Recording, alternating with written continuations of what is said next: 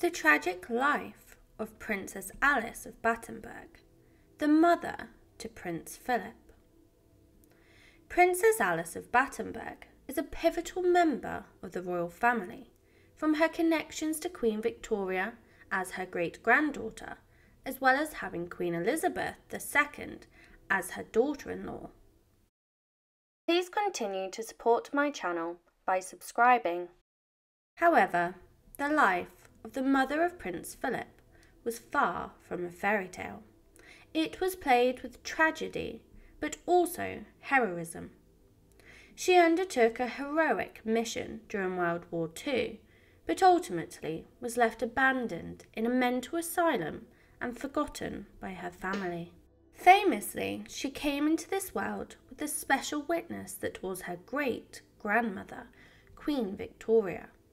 In the tapestry room of Windsor Castle she arrived, and this was a faraway dream from the unfortunate end to her life. Her connection to the Queen ensured she would be embroiled in the messy game of European royalty. The royal life sounds like a fairy tale, but it took its toll on Alice as she was carted around Europe throughout her childhood. She rarely stayed in the same place for long, and she spent a lot of time darting between Darmstadt, London, Guggenheim and Malta, with countless diplomatic trips sprinkled throughout. It didn't take long for her parents to notice that there was something different about Alice. She had not started to talk, even though she had reached the typical age of a child who would begin to talk. The weeks and months passed, and yet Alice hadn't yet said a word, so they were happy when she finally began to mutter her first words. What puzzled them the most was that her pronunciation was off, leaving her doctors and parents concerned. Alice's parents sought an answer to their daughter's speech problem, and they received an answer that they were not expecting, nor did they want. It was Alice's paternal grandmother, Princess Julia of Battenberg, who provided her parents with an explanation that Alice was potentially deaf. This was wary news for the royals, but Alice's mother took a personal interest in her early education, and much to her surprise, Alice was extremely intelligent. She would go on to be able to speak and lip read in both English and German. Princess Alice never let her deafness stop her from progressing throughout her life, but due to the times that her family would always perceive that she had something wrong with her, no matter how many achievements she made. The British royal family was having a dire time. Prince Albert Victor had just died suddenly, and his fiancée had gone on to get engaged to his surviving brother. Mary of Teck was the name of George, his brother's new fiancée, of whom Alice was a bridesmaid for at the uncomfortable wedding. 8 years later, at the age of 16, Alice would attend the funeral of Queen Victoria, before going on to attend her great-uncle's coronation shortly afterwards. Although a boring occasion for her, it became a pivotal one, as she would meet someone who would change her life forever.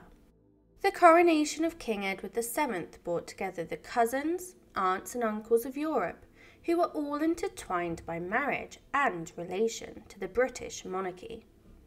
Every prince and princess had been matched-made by Queen Victoria, who loved to meddle in the love lives of her children and grandchildren. One of the royals who would attend the coronation would be Prince Andrew of Greece and Denmark. If it wasn't love at first sight, it was very close. Alice and Andrew moved quickly, and their relationship blossomed from the very first meeting. They were married in 1902, after just a year of courting. They were lucky to conceive 4 daughters, before finally conceiving a son. This young boy, the baby of the family, would go on to marry Queen Elizabeth II and become Prince Philip, Duke of Edinburgh, and consort of the British throne. However, Alice would not take to motherhood for long before taking up a new life as a nun. She had taken inspiration from her travels to Russia with her cousin, the Grand Duchess Elizabeth Feodorovna. Her cousin was part of the Bolshevik family, and they would go on to be tragically killed by the Romanovs. Her cousin had inspired her to live a more religious lifestyle, and sure enough, this became her new passion in life. She gave away most of her possessions and started preparing for an ascetic, spiritual experience. Although what came next was not the fairy tale that she had envisioned. Things were spiralling down before the World War, but now the Greek liberation movement had gained traction, and that was not good news for a royal like Alice. Then came the war, and her family situation worsened further when her brother-in-law, who was King Constantine I, refused to take a side in the war. It would not be long before Alice was stranded with her family, huddling in the cellars of a palace while the French bombed Athens. This terrifying scene was only the start of tragedy in her life. As they sat there, the buildings shaking around them, Alice must have simply prayed for her nightmare to be over. Join me in part 2 to discover how the situation in Greece worsened, leaving her to flee and fight for her and her family's life. I will then delve into the beginnings of the downturn of Alice's mental health and how she ended up in a mental asylum. By June of 1917, the Greeks had ultimately just about had enough of their king and all of his relatives, and that included Alice herself. The democratic government demanded that King Constantine I abdicated. They then exiled the entire royal family to Switzerland. This was perhaps finally a bit of respite and safety from the conflict, but this feeling of security would not last very long, as she continued to be put in danger. Supporters of the exiled king restored Constantine to the throne, and this then allowed her and her family to return home. The Greeks lost the Greco-Turkish War, and in the aftermath, a military coup snatched power and exiled the royals yet again. They probably didn't know if they were coming or going at this stage. It was a disaster for the monarchy, and Alice was in even more danger than most. The coup meant that Prince Andrew became a target. Any military officials with relation to the monarchy were arrested. The king's brother couldn't have been any closer to the king, and it therefore comes as no surprise that he was captured. Andrew sat in captivity, as many of the other officers who had also been arrested with him were tried, and one by one they were then executed.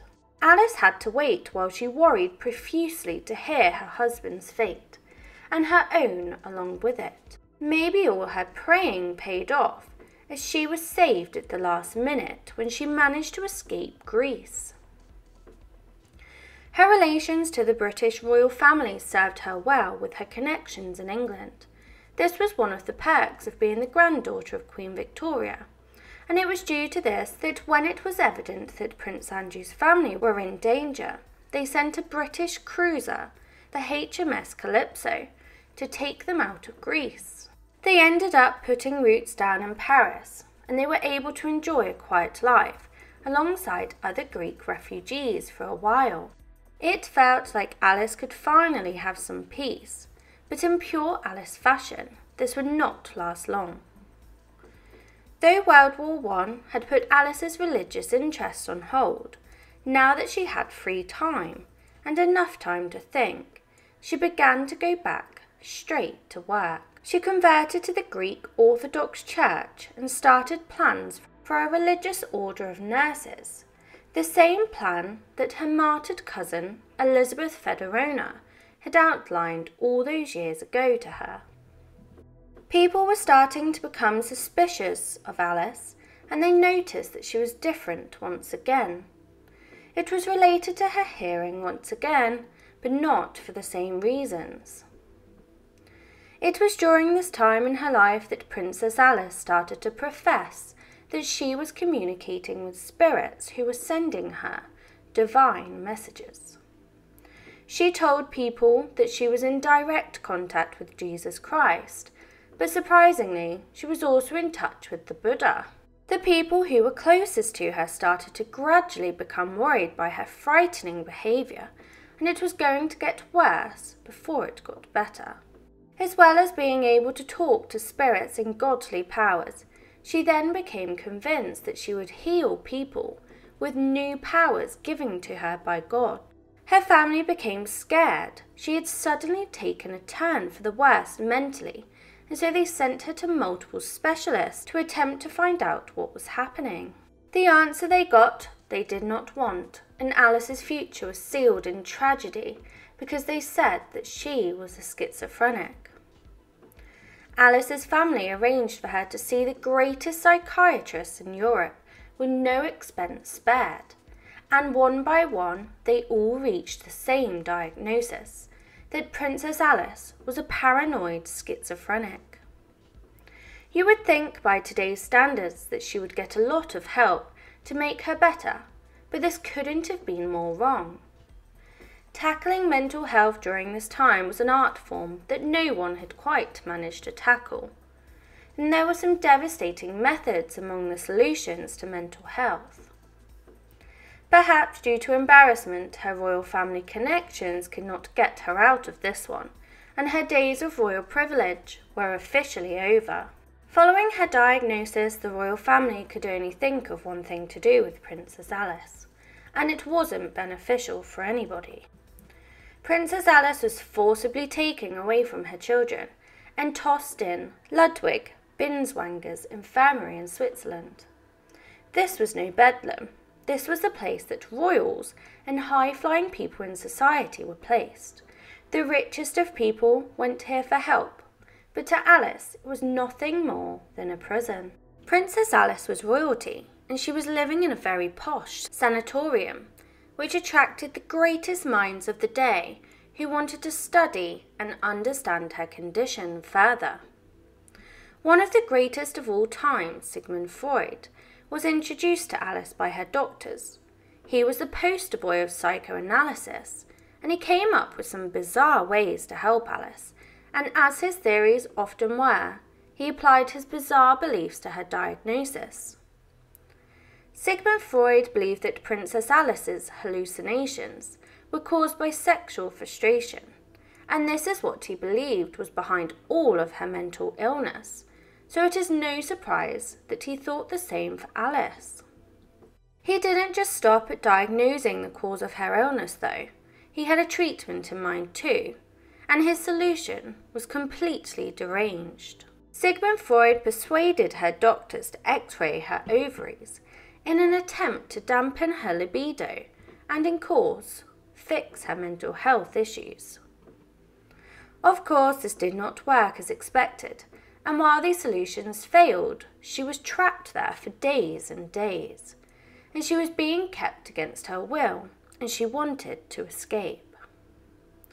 The whole time that Princess Alice remained locked up in the sanatorium, she demanded that she was sane and begged all who would listen to be let free. And she didn't just ask to leave, she physically tried to leave on multiple occasions, but the guards would forcibly bring her back to live in misery. All she had left was to listen to the doctors and hope they might one day let her walk free again. And that day did eventually come, but the damage had already been done. While she was kept prisoner, her family all but forgot about her and went about their lives in ignorant bliss. Her relationships began to break down, and she grew more and more distant from her husband. Her daughters all married German princes, while her son, Prince Philip, went to Britain to stay with Alice's brothers. Alice did get out, but her life had already gotten away with itself. Join me in part 3 to learn how she abandoned her family right back, and the heroism she showed in the years after her imprisonment at the asylum. Princess Alice stayed a prisoner in the sanatorium for 2 painful years. She pled for her freedom frequently, but her requests were always ignored. When she was ultimately allowed to leave, she was completely over her disappointing family, who had almost abandoned her, and so she wished to be left alone at last. The only person that she was still in contact with was her mother via letters. She had no contact with anybody else, and she refused to talk to them. They had betrayed her once, and they wouldn't gain her trust again that easily. Alice settled into a simple and obscure life in Central Europe after her time locked away. She stayed here for the years to come, but in pure Alice fashion, her entire life would be thrown upside down once again. Princess Alice would have loved to have been left alone, but World War II made that very hard for her, if not impossible. The distance from her husband was the worst it has ever been. She had hardly seen him for a decade of her life, but she still desired to be with her people. During the time of fighting, she settled in Athens. This was while the rest of the Greek royal family fled the country for South Africa.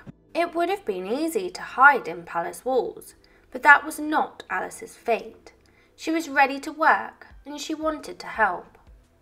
Alice had been living in a small and humble flat, which was a far cry from her extravagant beginnings in life. She moved to the former royal palace in the middle of the city. It was here that she began providing help to the people impacted by the conflict in the city.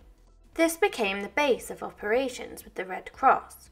The help she offered included soup kitchens, as well as smuggling in medical supplies into the country from Sweden. She was able to get away with this by using her sister Louise, who she would say that she was visiting. Princess Alice worked tirelessly to help the people of Athens, which became ever more a difficult task as the war raged on and she was devastated by what she saw. Mussolini fell in 1943, and as a result the Axis forces occupied Athens. This was a dark moment in history for all involved, including Alice. The Germans deported 60,000 Greek Jews to concentration camps, and only 2,000 of these people survived, while the rest were brutally murdered. There was only so much that Alice could do against these brutal forces. She wanted to help protect her people, and she really did try her best. Alice's 2 daughters were married to Germans, and so they presumed that she was one of them. This is how she was able to get away with staying behind in Athens. She was even treated with respect as a result, but little did they know that she had an ulterior motive. A German general personally paid her a visit and asked her if there was anything that he could do for her, and he must have been very surprised by her feisty and defiant response. Despite her German son-in-laws, Princess Alice was stubbornly opposed to the Germans, so when the general asked what he could do for her, she looked him in the eye and she barked back, "You could take your troops out of my country." That is just the kind of woman that Princess Alice was.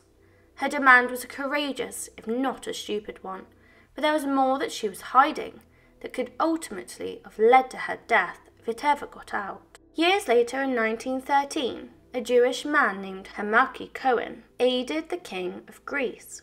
He was promised a favour in return for his help. This was the worst time for a Jewish man to try to claim back his favour, but he sought the help of the monarchy who had promised him payback. When he arrived at the palace, the king was long gone, but Alice remained. As a remaining royal member left in the palace, he would appeal to her for help. Alice could have ignored his request, but she wanted to help where she could, and so she did not turn him away. Princess Alice took in the Cohen family and hid them from the Germans for the rest of World War II. Jews were being deported in mass numbers, and there was very little that Alice could do to help, but she could do this for this one family. This was a courageous act, which if found out she would have been executed. Later, Israel's Holocaust Memorial Institution would declare her righteous among nations for her efforts. She remained in Athens with the Cohens until 1944, when the Allies liberated the city. But Alice's bad luck was not over yet, and there was much more to come. The fighting continued in Athens, and although it had been liberated, the conflict still existed. Axis had finally fled, but the communist guerrillas remained, and they wanted to take control of the capital from the British. If the conflict before wasn't devastating enough, this conflict was even more dangerous, and the streets became a battleground. Alice had been a war hero, and she was not ready to give up her help yet. She was a brave woman who still had a desire to help all that she could. The streets were a dangerous place, and the British begged Princess Alice to stay in obscurity, out of the danger, but she didn't listen. She walked the streets brazenly, giving out rations to children. One man tried to warn her that a stray bullet could strike her at any minute, and her reply was characteristically witty. "They tell me that you don't hear the shot that kills you, and in any case, I'm deaf, so why would I worry about that?" Alice left Athens in 1947 after an eventful few years, the complete opposite to what she wished for as a life as a nun.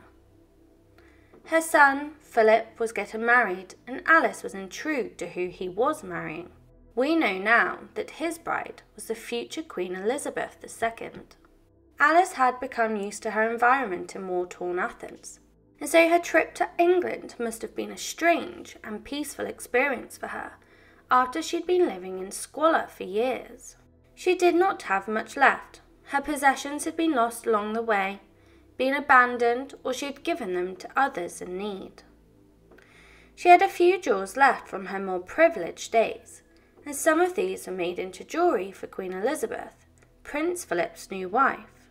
Alice didn't have much to offer her new daughter-in-law, but she had some of her jewels used to make Queen Elizabeth's engagement ring. Alice's life was turbulent, filled with the highest of highs and the lowest of lows. She had just arrived in England after living in her war-torn country for years. And while in England, she was attending her son's royal wedding, while sitting opposite the King of England himself. It must have seemed like a distant memory that she was abandoned in an asylum and begging for her freedom. World War II was finally behind her at last, and it was time for her to start a normal, stable life. So what was she going to do? Join me in part 4 to learn how she slowly went senile, and how she finally got in touch with some of the family that abandoned her before she tragically lost them once again. Her life was to be taken another unexpected downfall once again. Princess Alice not once neglected the memories of meeting with her aunt, Elizabeth FEODOROROVNA, who spoke of starting a nursing order of nuns. This dream was only a thought away for Alice, and was perhaps a motivator in getting through her troubles. Tragically, Elizabeth lost her life in the Bolshevik Revolution, but Alice kept her spirit alive by making her dream come true eventually. And she started the Christian Sisterhood of Martha and Mary.